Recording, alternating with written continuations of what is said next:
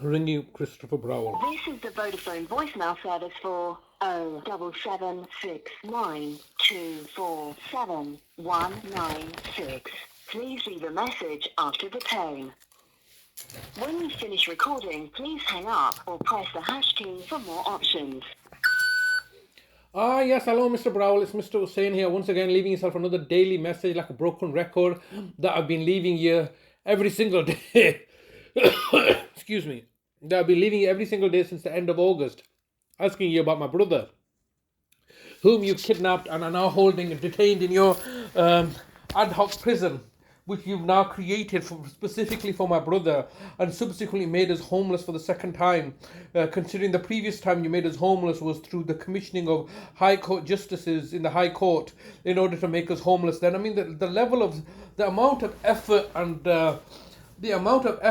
lengths you're going to, you might as well have just simply done your jobs properly, because every day there's a liability going apart, isn't there? You forced my brother against his will into a care institution of your own choosing, which you are now reconstituting as a private prison, where you are dictating terms and conditions about if who and where my brother can stay, how where he should live, what medication he should take, his home correspondence, his communication with other parties, particularly myself. These are all now. So you've made my brother your private property to do with him as you please, without any kind of independent oversight at all. No judicial oversight, definitely. There's not been any legal proceedings that have allowed you or permitted you to take my brother into your custody as you have done so. It's all lies and deceptions for you, the local authority, to cover up your systemic failures.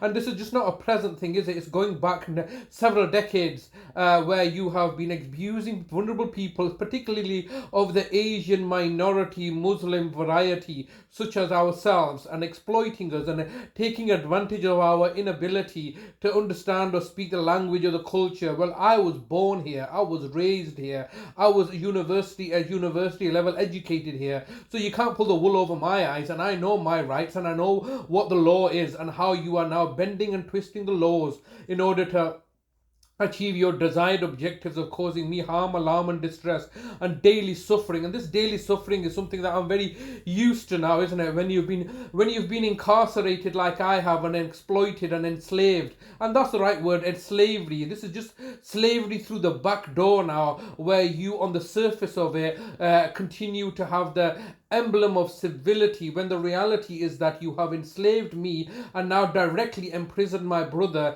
in your institution, so you can financially plunder and profiteer and save money, and at the same time vilify and target and victimize me and my family, vulnerable family members. This is a continuation of your agenda, and you're not likely to change, are you? You're not going to change your rotten criminal ways, all because I'm recording and publicizing them. All you're really going to do is continue to return back to your criminal practices of plunder, profiteer, and extortion and murder. That's exactly what the situation is now, and that's why you're refusing to engage with me. Am I speaking a different language?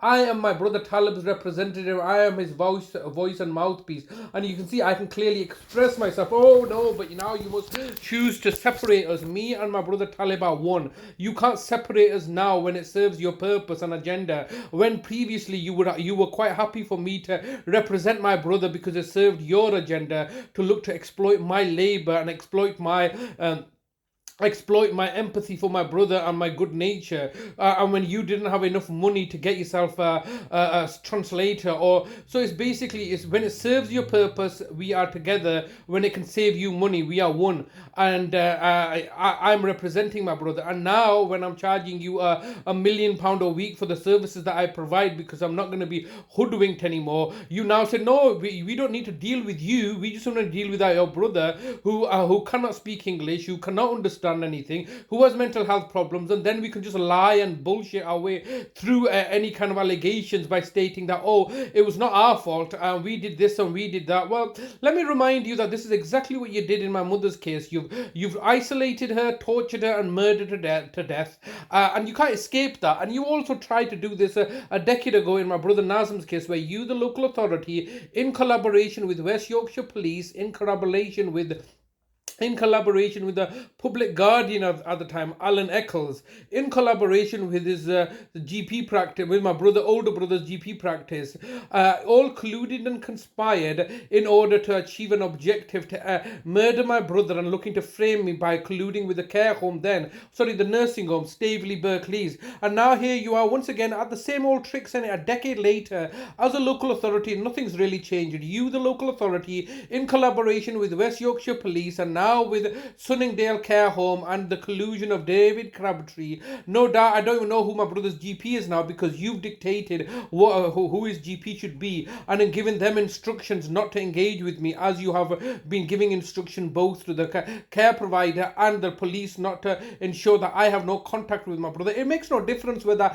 I have contact with my brother or not. The deprivation of his liberty, the deprivation of my liberty, I told you, he's always costed out. This is why I always remain cool, calm and collected, rather than becoming emotional and losing my head, because the reality is that I'm charging you for this. You are the ones that are committing acts of villainy and tyranny by making me socially isolated, by targeting me or victimizing me. 15 seconds recording time remaining. Okay, time's getting the better of me, Mr. Browell. It's a lovely sunny day. Ideally, my brother should be out in the community. He should be in my care. I should be taking him out on a sunny day like this. On a Wednesday, we normally go swimming together at a bowling swimming pool. You have forced him into an institution where he's being imprisoned. His rights are being violated. Your recording time has expired. To leave your message, press 1. To review message, press 2. To re-record message. Always the same bullshit. Message sent. Thank you for calling. Goodbye. Goodbye. Always with the same bullshit. Ignoring us while they're abusing and exploiting us. And then covering everything up through the emblem of civility and the emblem of professionalism and of being an authority, when all they are lying, cheating crooks, charlatans that are torturing my brother and are psychologically torturing me by refusing to engage with me and refusing to resolve things, but at the same time weaponizing the judicial system in order to vilify me and exploit me and plunder and profiteer from our misery are completely reprehensible and disgusting.